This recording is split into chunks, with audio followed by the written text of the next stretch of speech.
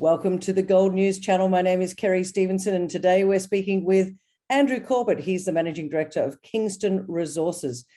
Kingston Resources have got the Missima project in Papua New Guinea, as well as the Livingstone Gold project over in WA. Andrew, great to see you. Now, you're going to be presenting at the Gold Conference, the face-to-face one, no more Zoom, hopefully in November, COVID willing. So I wanted to bring you on today just so that you could update our audience with what is Kingston doing between now and hopefully when people see you face-to-face in November. What's the news? Yeah, fantastic, Kerry. Thanks for having me. And you're right, it will be very nice to get together and actually talk to investors and let people actually sit down with you and ask questions face-to-face, because it's been a long time. Miss Diggers, Miss Noosa, so very, very keen to get together in November, and fingers crossed this current outbreak gets all under control. So, no, it's good. We're very busy at Missima at the moment. So as you know, late last year, we published the PFS, which had great economics, and our production target's at 2.1 million ounces currently. And that's supported by the 1.35 million ounce reserve and the 3.6 million ounce resource. So between now and November, investors should be looking for a resource update.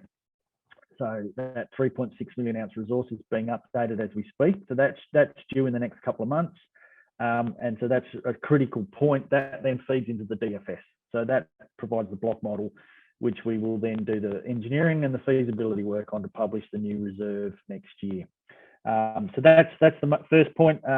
We should be looking also to awarding. Andrew, sorry, I'm just going to interrupt you there. For those people that don't really understand what a PFS and a DFS is, because there are investors out there that don't fully understand, the pre-feasibility study actually gets you to understand the economics of the project and whether it's worthwhile going forward. Just explain the importance, the importance and the difference between a PFS and a DFS for those that don't know from an economics point of view.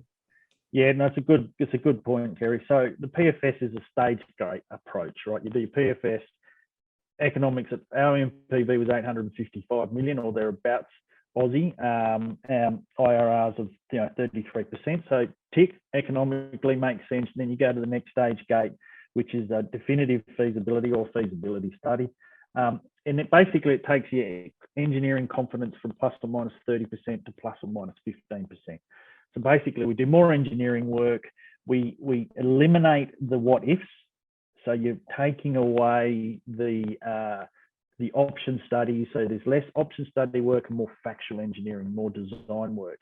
Whereas the PFS still has some what ifs in it. It talks about maybe the waste dumps there. In the feasibility, the waste dumps are over there. So you make those final decisions, and you get those new economics published on a new reserve as well. And so in this case, we're going to feed a new block model in, which will hopefully have more ounces in it. So, like I said earlier, our production target, our aim is to get over 2 million ounces. Currently, it's 2.1 million ounce production target. But our reserve is currently 1.35 million ounces. So hopefully at this feasibility phase, we grow that reserve towards that 2.1 million ounce production target.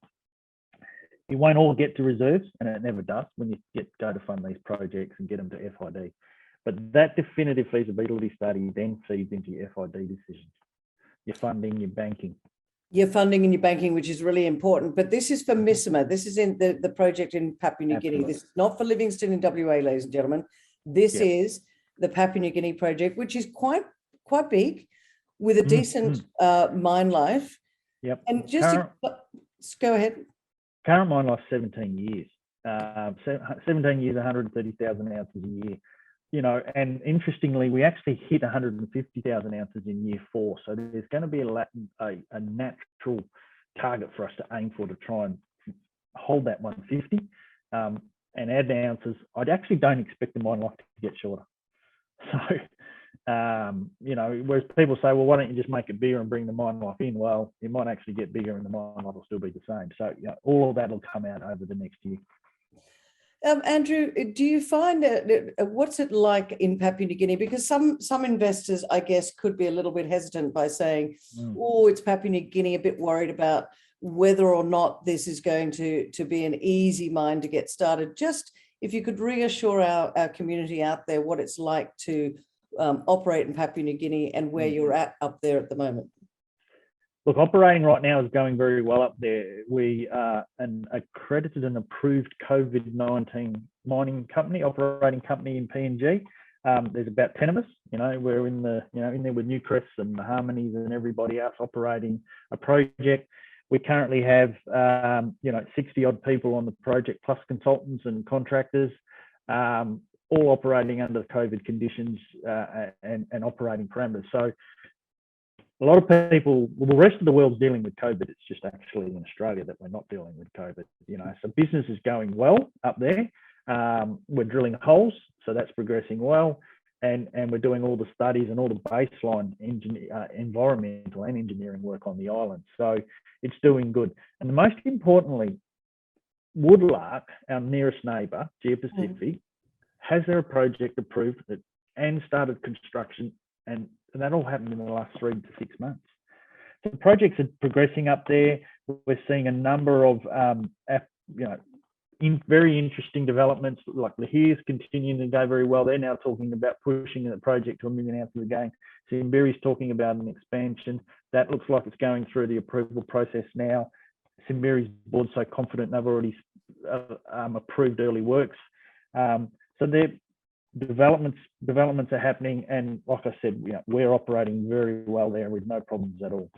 Yeah, and I think the Papua New Guinea government, as well as the people, understand the economic importance of the mining business up there, don't they? I mean, they're very pro-mining.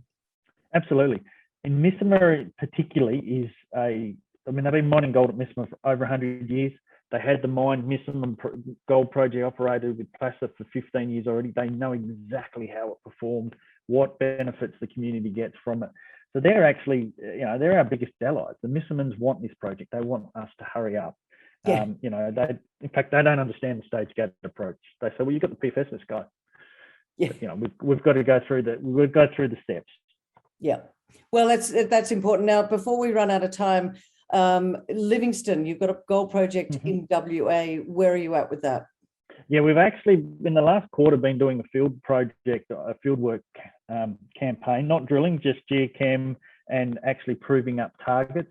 So we aim to update the market on that in the next couple of months as well, and working out when we can get drilling on that again. And I can tell you now, people talk about doing business in PNG. Try and doing business in WA at the moment. It is busy. Really? So, getting drill rigs, getting assays, getting people is one of the actual challenges in Western Australia at the moment. So ideally, we want to be drilling Livingstone later this year, but we'll provide an update on that in the not too distant future.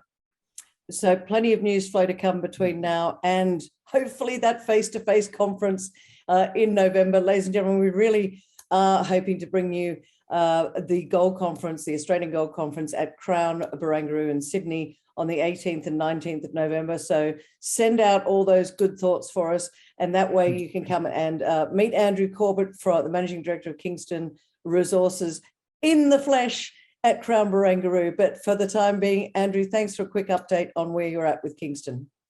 Thanks, Kerry. It was great, and looking forward to seeing you in November. Me too, my friend. Me too.